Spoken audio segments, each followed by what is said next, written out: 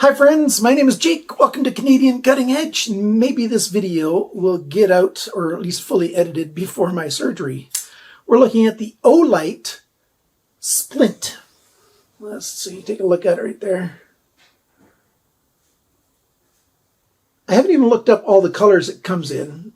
I saw that they did an orange version, I think, for Halloween or whatever. This came out just a little bit before Halloween. It's a flipper. It's a front flipper, and it's a hole flicker. So you've got those three ways of deploying the blade. N690 steel by Bowler, G10 handle scales. Why don't we get over to the tabletop, and we're going to take a good close look at everything that I found on this knife.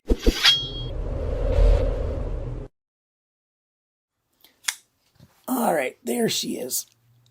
I have been a fan of OLight for quite a while, and not just because I was getting stuff from them for free.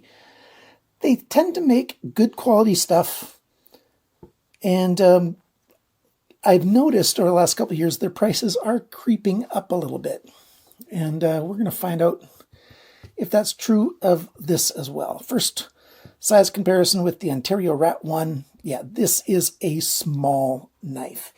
It's under 3 inches in the blade length, closer to 2 3/4 of an inch. So easily under 3 inches. It's actually a very cool blade. Let's take a look at it close up here. We've got sort of a buoy style blade. It's the full thickness at the ricasso here. And then they've got not a swedge. There's a swedge up here. It's not so much a swedge as it's just cut thinner up here.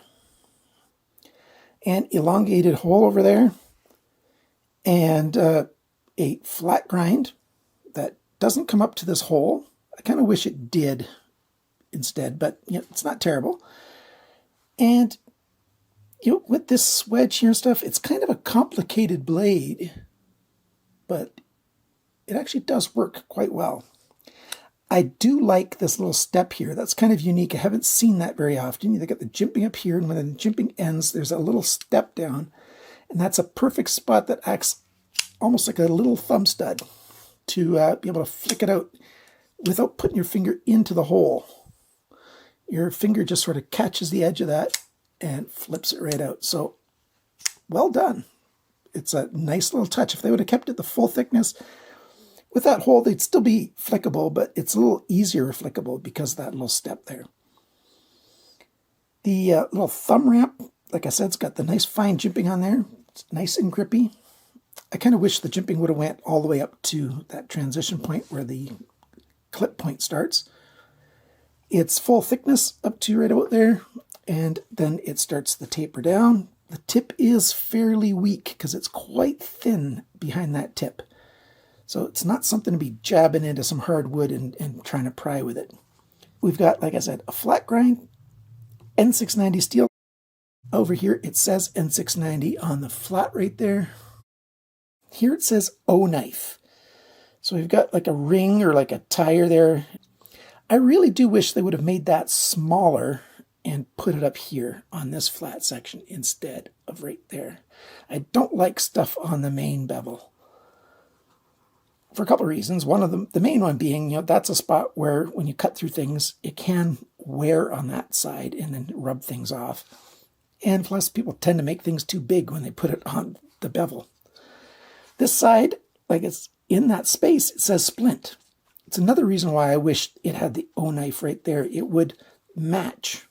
Otherwise, you know, splint should have been put here. You know, just, I like balance. I like, you know, consistency between the two.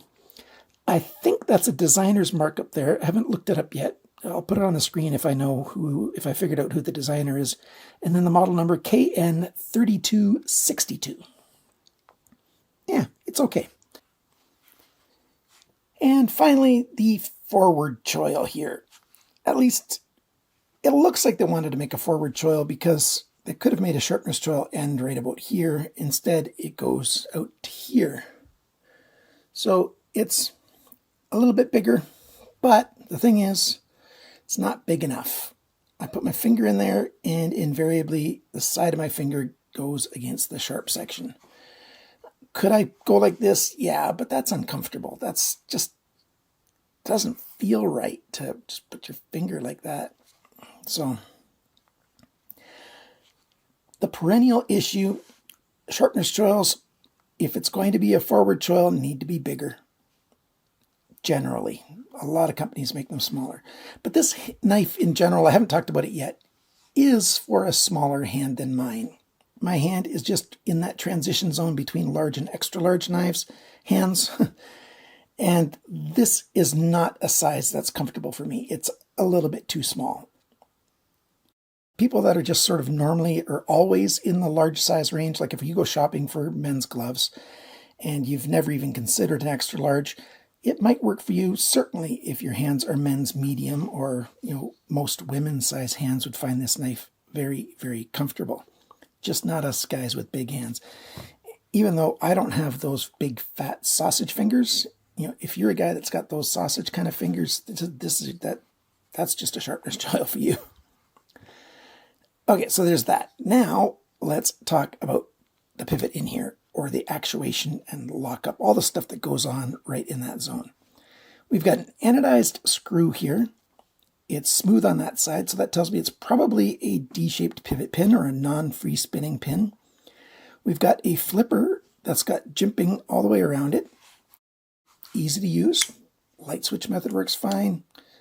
Pushing down works fine if you're concentrating on what you're doing instead of looking at a camera. And it's got this bump up here. That's because that's a forward choil. That works just fine. It's a little bit harder for me to do it. I'm not a forward flipper guy that much anyway. I find forward flipping to be a little bit trickier. And I always do it this side way. I'm not that good at trying to do it, the over-the-top way that some people do it. I'm sure it's possible, but it's just not for me. And then, like I said before, you've got all kinds of metal built up. So in here, when you put your finger in there, you've got some nice jimping to help, be a bit of a guard. So that's nice. The ball bearings in here, I haven't checked yet if they are ceramic or steel ball bearings, but we'll see. We've got a captured stop pin, because you can't see a stop pin in there anywhere. And if you look carefully, you can just see it. It's right there. It's right about where this transition point is, just in a little bit. But it's enclosed nicely, so I really do like that. I don't like those open front kind of knives when they have a captured stop pin. And you can see the lock face right there. You can see that lockup is almost halfway across, but because the knife blade isn't that thick, lockup here is very good. I like how that lockup looks. It's solid. It's got a lot of room to wear over. The lock arm access is very good. There's lots of room to get in there at that. And they've got little notches milled in there, sort of like jimping, and so it's easy to get your thumb in there and get it to grip to disengage the lock. Works quite well. Left-handed works quite well as well, because there's enough room to get in there and do it. There you go. My hands are just a little bit too big for this knife with the left hand, as the pocket clip gets in the way too. Okay, I'll talk about the pocket clip for a second. We've got flush screws on the pocket clip. We've got that blue anodization again, which I dislike because this hasn't gotten marred yet, but traditionally blue anodized steel tends to get marred pretty quickly and pretty easily. So there's that. It's got a flat top. It actually comes down a little bit on the tip, and it's a good size. No lefty love. No lefty love at all, and it's pretty much flush with the surface. You can tell that there's a little bit of G10 built up so that it's got a flat surface for this to screw onto. I really wish they would have done it on this side as well, but they didn't, because the 10% of lefties, we're only 10%, and they don't really care about the 10% that much. Back to the pivot area here. Lockup's good, everything. The only thing I haven't shown you yet is blade centering, and that is pretty much right down the middle. I quite like that. and we'll take it apart and show you the insides in a little while. There's skeletonizing. The liners are flush with the G10. The G10's fairly thin. Open pillar construction. We've got 2 pillars back here. There's no lanyard hole. There's nothing like that. You could tie off on this back pin if you tie nice and tightly, or you could tie off on the pocket clip if you really wanted to. It's a slightly inset right there, and that comes a little wider right there at the shoulder, and then it starts coming narrower again. That knot, pretty good. It's just that if you twist it around this way, it's going to come in contact with that tip. I just poked myself. See that? I poked myself. And yeah, pretty decent that way. I like the look of this knife. It's just a little bit too small. If I get this video out quickly enough, there is a Black Friday sale at OLight. $55, I think, for this knife. They're probably going to be sold out by the time I get this video out, though. They've also got it in that blue-gray kind of G10, and I think a stonewash blade. That's sold out already, too. Taken apart, here we go. Let's. They use a light oil instead of a grease, which I quite like. So let me wipe that off so I can get it out. So it's a ceramic ball bearing in a black nylon cage, and they are tiny ball bearings. And, that's how it's made. You take a good look at that. Definitely a D-shaped pivot pin. Bit of skeletonizing up here. There you can see the stop pin in the blade. And, oh, did that move? Yeah. It's not tight in there. They're usually tight in there. I don't like that it's loose. And that's how it's made. You do have to take the pocket clips off to get at that back screw. I don't like that. I'd like to be able to just take apart the body screws and leave the pocket clip on. You can see that flat build-up surface right there. Yeah, I just really wish it was made more lefty-friendly. They do use some Loctite in there that you can see. Overall, the construction's pretty standard, made to pretty good tolerances. Before we go over all the sizes and dimensions, let's take a look at how well it goes into a pocket.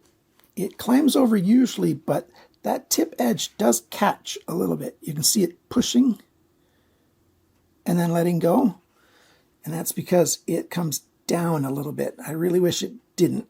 Level or pointing up a tiniest bit is much better. But there's plenty of room in there and just sinks all the way down. With those flush screws, they could have made that space a little bit smaller and not had the pocket clip come out as far. Civivi makes that mistake as well, but even worse, making their pocket clips stand off of the knife a little bit too much. So functionally, the pocket clip is okay. Sizes, dimensions, and all that jazz.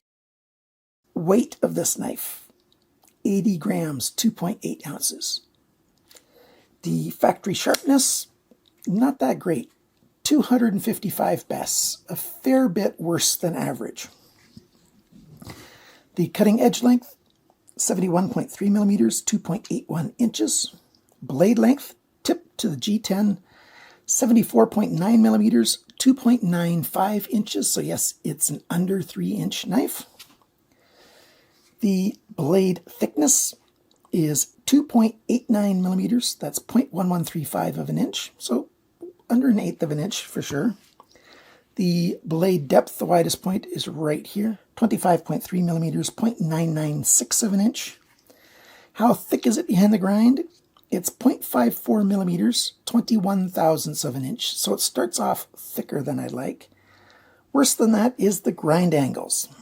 It starts on this side at 24.2 and goes almost all the way along until the belly starts coming up. And then it goes to 23.2. So a 1 degree difference along the length, but it's pretty steep. On this side starts at 24.4, goes about here to 23.1, and ends at 23.5.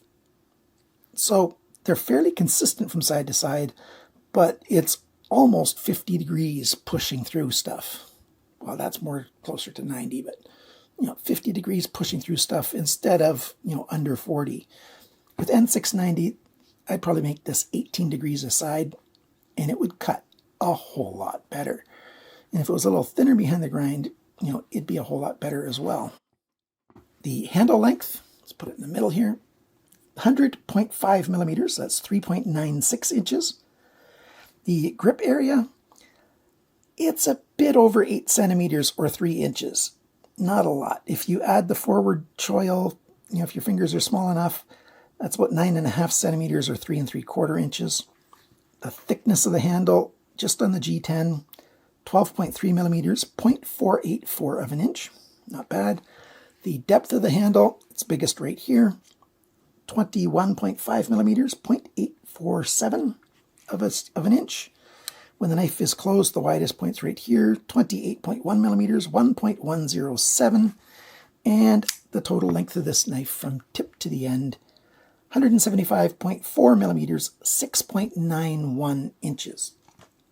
So yeah, under 7 inches. This is not a full-size folder. I'd call this a good-size folder, I guess. It's a medium-size folder. It's not small. It's close to full-size, but it's just not there. So its fidget ability is quite high. It's a very fidget-friendly knife. It does make the end of that knife look a bit odd, though, doesn't it? It just looks odd with the bulge up here and the flipper. Alignment's good. The lockup's good. The detent's good. It's a lightweight knife. I like that you've got flush pocket clip screws. I don't like button screws on G10. You've heard that song and dance quite often. They did them pretty much as well as you possibly can do button screws. That's okay. I like the nice 3D milled G10.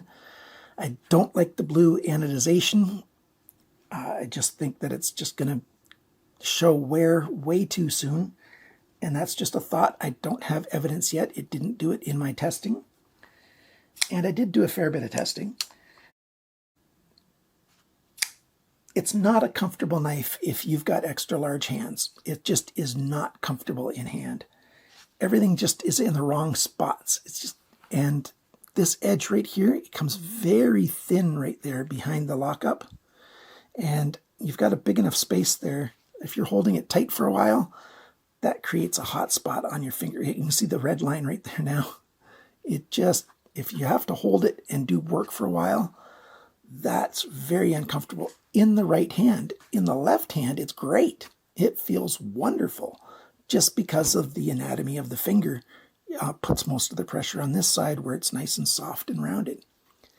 So if you're a lefty who doesn't mind a right-handed, hardware and stuff, and you've got small, medium men's hands or just large men's hands, you might like this quite a lot. But that was really annoying for any extended use in the right hand. The forward choil isn't really a forward choil for most people. Maybe a pubescent kid, but not for most adults. It's not worth $80. That's my final comment. $87.95. That's way too much for this knife. 10% off, so $79.15. I think that is still too much money for what you get, which tends to be the way OLight is going altogether, right? They're charging a little bit more, and every year or so it seems like the price is just a little bit more, and it's going up faster than inflation. And I don't think this knife is worth the price that it's going to cost you, unless you can get it at that Black Friday sale at OLightstore.com. Then it might be worth it. And that's Jake's perspective. I know I kept saying it, but I really believe this is the last video. I don't think I'm even going to try to do another video before my surgery, so I'll see you again in the new year. I might post some pictures here and there. If you're not on my Instagram, check that out. It's just at Canadian Cutting Edge. And hopefully I'll post a couple things to the community page on YouTube. That's youtube.com/CanadianCuttingEdge/community. And I'll do some of that while I'm off. Thanks for helping my channel. Thank you so much to my supporters. I will do a random draw for the Patreon and YouTube member supporters in December, but it'll probably take until after the middle of the month. Thank you for your patience. And friends, remember, cut towards your chum, not your thumb. Bye for now.